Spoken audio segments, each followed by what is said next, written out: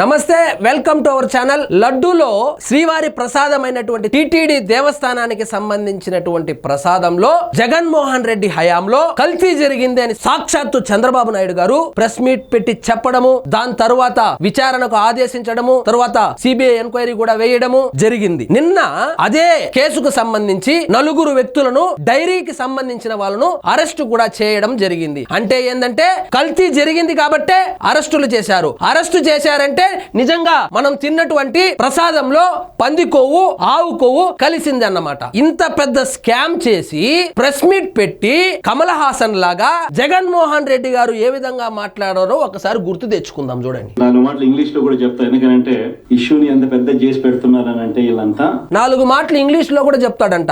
ఆంధ్రప్రదేశ్ వరకు ఎర్రిపప్పు అయితే సరిపోదు, నేను ఇంగ్లీష్ లో కూడా చెప్తాను, మొత్తం నేషనల్ ఇంటర్నేషనల్ లెవెల్లో ఎర్రిపప్పు కావాలని ఇంగ్లీష్ లో కూడా చెప్తాడంట. ఆశ్చర్యం కలిగించే విధంగా ఒక అబద్ధానికి రెక్కలు కట్టి ఏ రకంగా వీళ్ళు దుష్ప్రచారం చేస్తా ఉన్నారని ఆశ్చర్యంగా ఉందంట. అబద్ధాలకు రెక్కలు కట్టి, పెద్ద కవిలాగా అబద్ధాలకు రెక్కలు కట్టి, అబద్ధాలకు షెడ్యూల్ వేసి, అబద్ధాలకు డ్రాయర్ వేసి, అబద్ధాలకు జాకెట్ వేసి రుద్దినారు అని చెప్తున్నాడు. అబద్ధం అయితే ఈ రోజు నలుగురిని ఎందుకు అరెస్ట్ చేస్తారు జగన్మోహన్ రెడ్డి గారు? అంటే ఆ నేషనల్ టీవీ ఛానల్స్ కూడా ఒకసారి నేను చూస్తా ఉన్నప్పుడు ఆ నేషనల్ టీవీ ఛానల్స్ కూడా వాళ్ళకు తెలిసి చేస్తా ఉన్నారో తెలియకుండా చేస్తా ఉన్నారో నాకు కూడా బాధ అనిపించింది.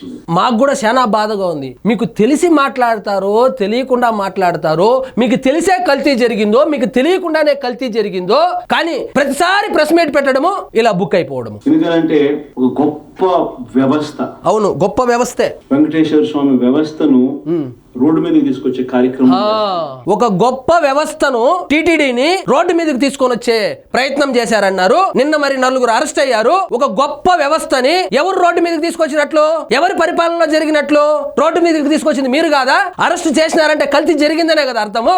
ఏ తప్పు జరగకపోయినా కూడా తప్పు జరిగినట్టుగా చూపించి, ఏ తప్పు జరగకపోయింటే నలుగురిని ఎందుకు అరెస్ట్ చేస్తారు? అబద్ధాలకు రెక్కలు కట్టే అంట.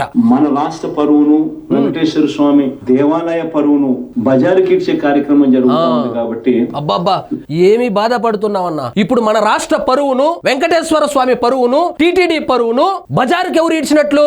నువ్వు కాదా? ఇప్పుడు నలుగురు అరెస్ట్ అయినారు. నలుగురు అరెస్ట్ అయినారంటే కల్తీ జరిగిందనే కదా. నలుగురు అరెస్ట్ అయినారంటే నేను, మన ప్రేక్షకులు, మేమంతా తినింది ఆవు కొవ్వు, పంది కొవ్వు అనే కదా అర్థము. మా దగ్గర ఆవు కొవ్వు, పంది కొవ్వు నమ్మి 151 సీట్లు ఇచ్చి ముఖ్యమంత్రిని చేస్తే నువ్వు ప్రజలకు ఇచ్చిన గిఫ్ట్ ఏంటంటే ఆవు కొవ్వు, పంది కొవ్వు తినిపించావు. మా దగ్గర బ్రాహ్మణులు ఉంటారు, ఆర్య వైశ్యులు ఉంటారు, నాన్ వెజ్ తిన్న వాళ్ళు ఉంటారు, అందరినీ మోసం చేసి అందరి నోట్లో తలా కొంచెం ఆవు కొవ్వు, పంది కొవ్వు పెట్టేశావు జగన్ అన్న. నువ్వు ఇంగ్లీష్ లో కూడా 4 మాటలు చెప్పు. నేషనల్ టీవీ ఛానల్స్ కూడా జరుగుతా ఉన్న విషయాల గురించి అవగాహన కల్పించాల్సిన అవసరం ఉంది. అవును, కరెక్ట్ గా 5 నెలల్లోనే మొత్తం అవగాహన వచ్చేసింది. మొత్తం హిందూ సమాజానికి, ముఖ్యంగా నీకు ఓట్లేసి గెలిపించినటువంటి హిందువులకు అందరికి ఒక క్లారిటీ అయితే వచ్చేసింది జగన్ అన్న. నలుగురు అరెస్ట్ అయ్యారు నిన్న.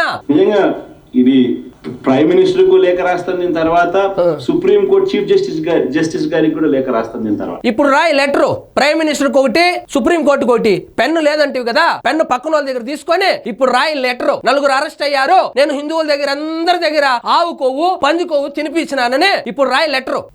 చంద్రబాబు నాయుడు గారు అనే వ్యక్తి తన రాజకీయ యావ కోసం దురుద్దేశంతో తిరుమల తిరుపతి వెంకటేశ్వర స్వామి ఆలయాన్ని భ్రష్టు పట్టించే విధంగా ఇప్పుడు ఎవరు భ్రష్టు పట్టించారు? చంద్రబాబు నాయుడు గారు భ్రష్టు పట్టించారా? నువ్వు భ్రష్టు పట్టించావా? చంద్రబాబు నాయుడు గారు కల్తీ నెయ్యి సరఫరా చేసినాడా? నువ్వు సరఫరా చేసినావా? నలుగురు అరెస్ట్ అయ్యారు జగన్ అన్న. రాజకీయంగా వాడుకున్నాడంట చంద్రబాబు నాయుడు గారు. దేవుడితో ఎవరైనా ఆడుకుంటారా? ఇలాంటి మూర్ఖులే ఆడుకుంటారు. ఒకవేళ కల్తీ జరగకపోయింటే చంద్రబాబు నాయుడు గారికి ఇంటి దేవుడైనటువంటి వెంకటేశ్వర స్వామి మీద అబద్ధాలు వేస్తాడా పదవి కోసం? అది కూడా రేపేమైనా ఎలక్షన్లు ఉన్నాయా? గెలిచిన 2 నెలల్లోనే అబద్ధాలు చెప్పవలసిన అవసరం ఏముంది? గెలిచింది కూడా భారీ మెజారిటీతో గెలిచాడు కదా. ఇంకా 5 సంవత్సరాలు అలాంటి దేవుడి మీద అబండాలు వేయాల్సిన అవసరం ఏమొచ్చింది జగన్మోహన్ రెడ్డి గారు? స్క్రిప్ట్ రాసిచ్చేవాడిని కొంచెం అప్పుడప్పుడు వాడమని చెప్పు. లైన్ చేసే కార్యక్రమం చేయడం ధర్మమేనా? దీని మీద ఎంక్వైరీ జరగాలి, చంద్రబాబు నాయుడు గారికి అక్షింతలు పడాలి అని చెప్పి ఎంక్వైరీ జరిగింది. అక్షింతలు కాదు, మొట్టికాయలు కూడా పడింది. నలుగురిని అరెస్ట్ చేశారు జగన్మోహన్ రెడ్డి గారు. కాబట్టి నీకు మొట్టికాయలు కూడా పడింది. కాబట్టి ఒకటి చెప్తాను, జగన్మోహన్ రెడ్డి గారు, మీకు బహుశా వెంకటేశ్వర స్వామి గురించి తెలియకపోవచ్చు. మీ ఇంట్లో జరుగుతున్నటువంటి ఇప్పుడు ఏదైతే డిస్టర్బెన్సెస్ ఉన్నాయో దానికి కారణం కూడా ఇదే అయిండొచ్చు. నీకు 151 నుంచి 11కు పడిపోయాను, ఎందుకు పడిపోయాను అంటుంటావు కదా. ఇట్లా దేవుడితో ఆటలాడుకుంటే దేవుడు ఖచ్చితంగా శిక్షిస్తాడు. చెప్తాడు జగన్మోహన్ రెడ్డి గారు. ఇప్పటికే మీకు అర్థమై ఉండాలి, అర్థం కాకపోయింటే మీ అంత మూర్ఖుడు ఇంకొకడు కాదు. దయచేసి ఇప్పటికైనా తప్పు ఒప్పుకొని అప్పుడు ఎవరైతే ఈ స్కామ్ కు పాల్పడ్డారో వాళ్ళని పార్టీ నుంచి సస్పెండ్ చేసి బహిరంగంగా క్షమాపణలు కోరి దేవుణ్ణి మొక్కో, కనీసం రాజకీయ భవిష్యత్తు అన్నా ఉంటుంది. లేదంటే ఈ ఒక్క సంఘటన చాలు జగన్మోహన్ రెడ్డి గారు మీకు రాజకీయ సమాధి కట్టడానికి. అయినా నా ఆయాసం తప్ప ఆయన సారీ చెప్పడు, యాది చెప్పడు, మళ్ళీ ఒక మీటింగ్ పెట్టి మళ్ళీ రుద్దుతాడు. అబద్ధానికి రెక్కలు గట్టి అని. ఇప్పుడు చెప్తా ఉండేది చంద్రబాబు నాయుడు గారు, పవన్ కళ్యాణ్ గారు కాదు కల్తీ జరిగిందని. సాక్షాత్తు దేశంలోనే ప్రతిష్టాత్మకమైనటువంటి సిబిఐ నలుగురు అరెస్ట్ చేసింది జగన్మోహన్ రెడ్డి గారు. ఖచ్చితంగా హిందూ సమాజానికి జగన్మోహన్ రెడ్డి గారు క్షమాపణలు చెప్పాలని నేను ఈ వీడియో ముఖంగా కోరుకుంటున్నాను. ఇదండి ఈ రోజు మన టాపిక్. మీకు ఈ వీడియో నచ్చినట్లయితే లైక్ చేయండి, షేర్ చేయండి, ఛానల్ మాత్రం సబ్స్క్రైబ్ చేసుకోవడం మర్చిపోవద్దు.